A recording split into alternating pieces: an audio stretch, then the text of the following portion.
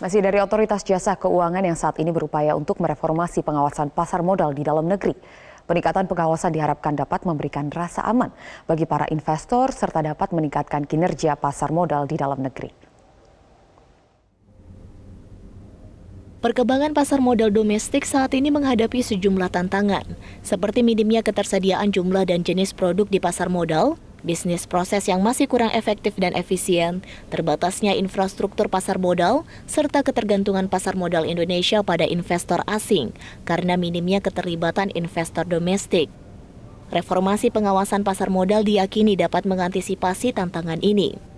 Selain berupaya menertibkan berbagai pelanggaran perusahaan publik, Otoritas Jasa Keuangan juga mencoba untuk menekan praktik manipulasi harga saham atau goreng saham. PLT Deputi Komisioner Pengawas Pasar Modal 2 OJK mengakui bahwa praktik goreng saham tak bisa hilang 100%.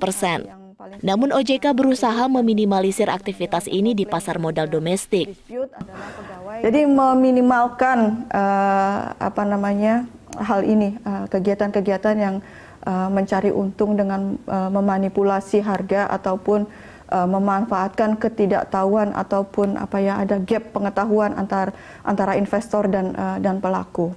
Itu tujuan utamanya sih ya. Kalau hilang 100% itu secara nature mungkin agak susah, tapi term yang ingin kita pergunakan adalah untuk meminimalkan kegiatan-kegiatan ini ada.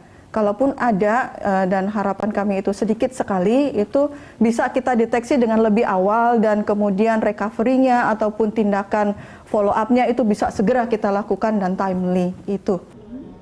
Selain itu, Otoritas Jasa Keuangan masih mengkaji aturan terkait industri perencana keuangan. Hingga kini, OJK baru memiliki aturan untuk penasihat investasi yang menjadi bagian dari bisnis perusahaan efek atau perusahaan manajer investasi. Di sisi lain, hingga 21 Juli 2020, kinerja indeks harga saham gabungan mengalami penurunan sebesar 18,8%, dengan net buy atau net sell asing turun sebesar 17,4%. Penurunan kinerja indeks saham Indonesia ini merupakan yang terbesar kedua setelah Filipina.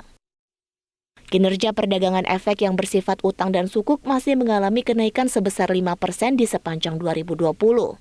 Kinerja industri pengelolaan investasi jangka pendek juga tercatat mengalami perbaikan sebesar 3,5%, meski kinerja di sepanjang tahun masih mengalami penurunan sebesar 7,91%.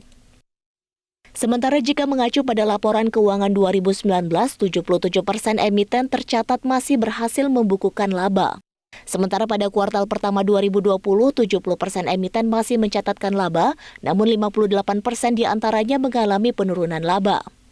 Hingga 10 Juli 2020 lalu, terdapat sekitar 27 emiten baru yang mencatatkan diri di Bursa Saham Indonesia. Namun OJK mengakui bahwa nilai penawaran umum perusahaan mengalami penurunan dibandingkan dengan pencatatan saham di tahun sebelumnya. Dari Jakarta, Tim Liputan, Metro TV. Dan jangan lupa untuk subscribe YouTube channel Metro TV News dan juga nyalakan notifikasinya.